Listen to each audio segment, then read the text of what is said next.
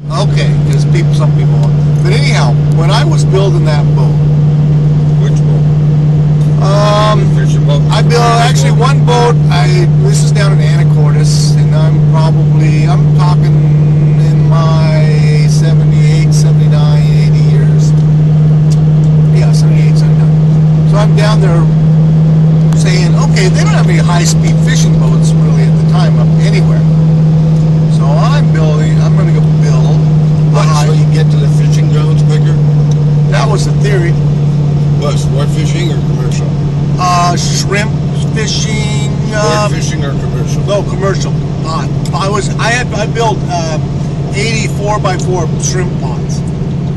Actually, I had the frames built, and then I bought the materials, and I and a couple friends went and. That's almost as big as a crab pot. 4x4s, no, but they're light. You know, there's a lot. You know, and you know that your nylon. You use nylon and poly. You know why you use polypropylene and you use nylon? Why you use why you have different lines on your vessel? I mean, on your pots. So they'll deteriorate. No, that's cotton. That's on on your crabs and shrimp, shellfish pots. You put a cotton liner that's kind of like the X that goes like. So it doesn't keep destroying the resource. Well, yeah. What happens is it opens up, and it'll. If you lose a pot, they had pots. A whole string of them. Yeah, or yeah. Well, what happened? Well, what happened? Like, and this is before dangerous. Deadliest catch. Yeah, deadliest catch. And you know, like the Hillstrands. Yeah, I know those people. Yeah. Well, I knew the father. Jonathan? John. You knew the old man? John Hillstrand. Jonathan Hillstrand's nuts. He's gone. The captain. No, he ain't. No, that's the son. That's the kid. Yeah, Johnny Hillstrom was the father, and they owned. Jonathan and his brother's name is Andy. And they're both captains of the Time Bandit. Right. Okay, right. And I haven't watched the series, so I haven't kept up. But Johnny Hillstrand. I've been on that boat. Have you? I think, I can't remember. But I've been on Johnny Hillstrand's boat. Well, I Bill told you, Guzzo not to interrupt you, but I told you that I took the Geico film crew from Anchorage all the way to Homer. Uh-huh. I was a private chauffeur and motor coach driver. Uh-huh. I had them for 10 days while they were filming commercials for Geico on the Time Bandit. Ah.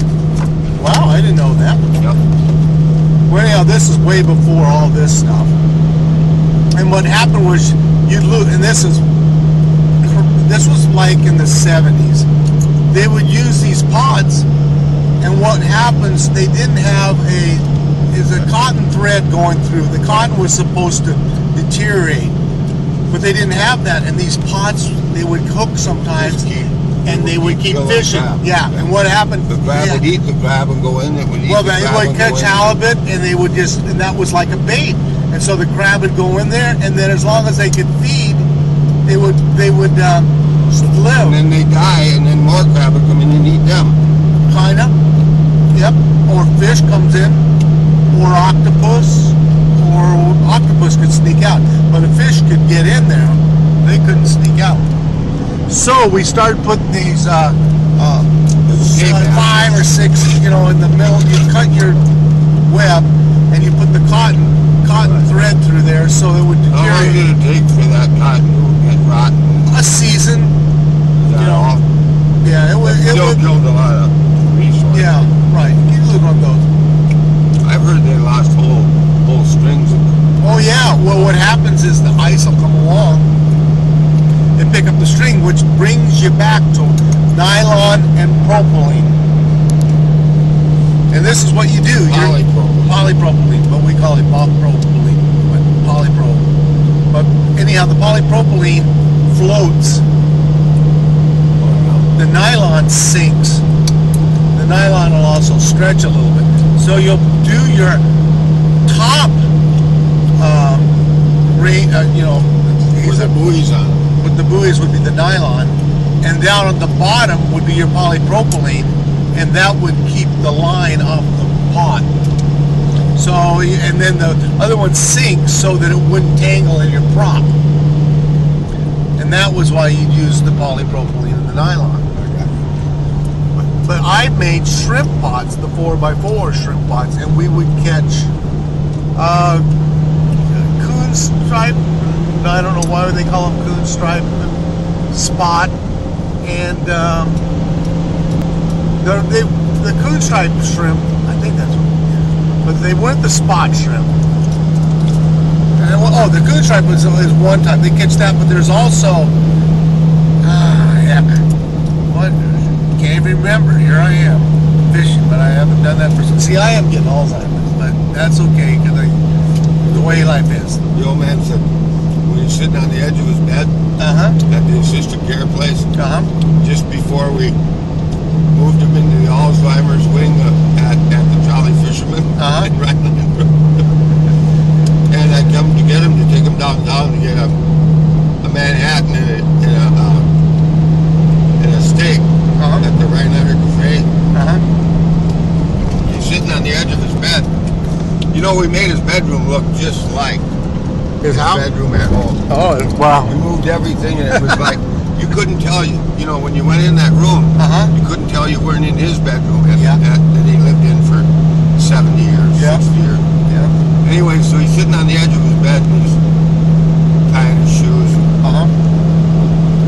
And he's not looking very happy, you know. He's kind of down, you know, and I'm going, hey Dad, what's the deal? Like he's 78 years old. He's had Alzheimer's maybe for 15 years, but he didn't know about it until about 3 or 4 years before.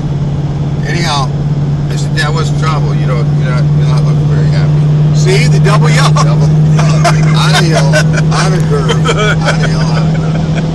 Anyway, he said, well, Pat, he says, the trouble is that I'm always late and I forget what I came for. And he kind of buckled me a little bit. And I said, well, Dad, you know, it wasn't too long ago we took you to that really good-looking, dark-haired shrink with the big hooters. Remember her? He goes, oh, yeah. Yeah, she was something else, wasn't she? I said, yeah. I said, but don't you remember what she told you after she interviewed you? And he goes, no. I said, well, she told you you likely had Alzheimer's. And he said, oh, shit, everybody's got that. Oh, man. My old man. Clayton Michael Flatley. Yep. A monument of a man. Yep. He was a good man.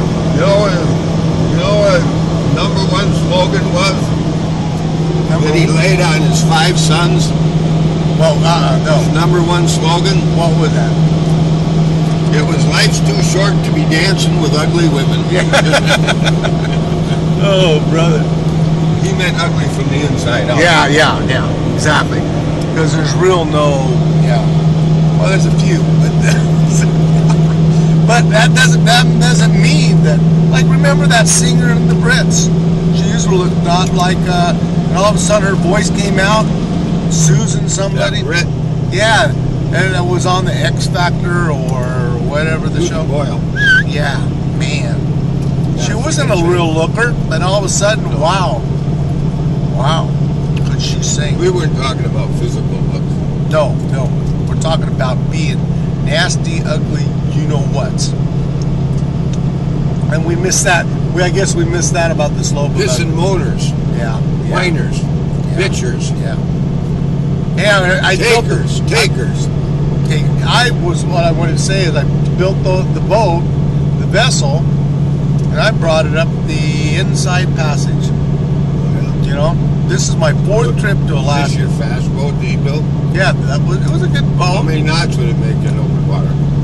Well, the first one had outboards on the back. Outboards, 4 of them, 3, 2. I think this is like, you know, they might be Mercury's or what? They didn't have the Merc. No. These were Evinrudes, and they had just started coming out with the V6s. And I got the 175s because all they did, that 175, the 200, and the 225 horses were the same bores and strokes. They were just high performance. So I didn't need that. I just got the 175s. But I got that vessel. How long a boat were you pushing? 30 36, but it was like a planing hull. Oh, got up on step. Oh yeah, and I was racing cars down in Seattle.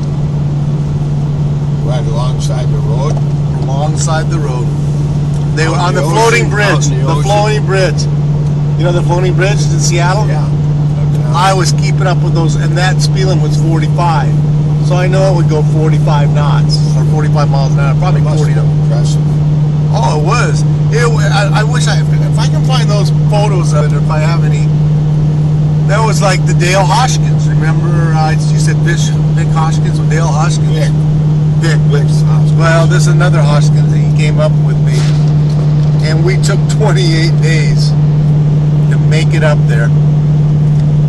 We did smuggle a gun into Canada.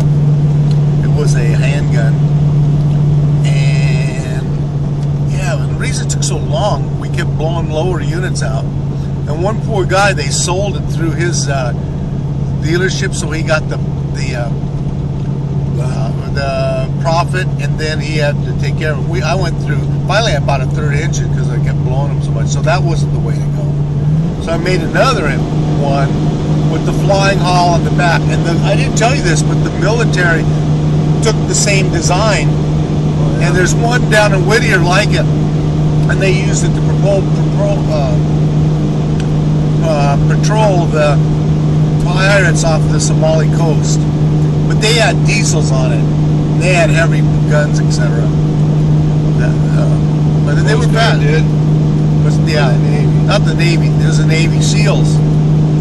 But you could see it every once in a while. I was looking around, and it was right behind the shop where one of my friends has an office. And there's one of those vessels was sitting there. But I think it's down in Whittier. But it had to be $1 million vessel. Mine was like, we built one for 40,000. Then I brought that up, and that Volvo Pinnace gas. But still, I would have the diesel engine in a vessel. I wouldn't do that. That was, you know, like anything else. You make some mistakes. But the problem was, why I never pursued that, was they overfished again the fisheries. All the shrimp, pot shrimp were. Wiped out. But I made a fishing bait for shrimp. I still got the recipe somewhere. You got a recipe for what? For putting the bait in the pot shrimps. In the pots for the shrimp to catch. Oh. I made it out of herring meal, flour, and herring oil. Made the bait. Yeah. You made a special bait. Oh, well, they were what bait they would use before they chop up herrings and put them into a jar. And it leaches out. Well, this, I could set the leaching out, and we were going about, 3 to 5 pounds. All of a sudden, we get 25 pounds, and it's my bait. And it's because of your concoction. See, that made, yeah, because it would just like a big It would chunk. seep. Yeah, exactly. It would seep. And Smell and Yep. taste out of it. Oh yeah, those shrimp went Sucking crazy. in from all over. It was just like flies on honey.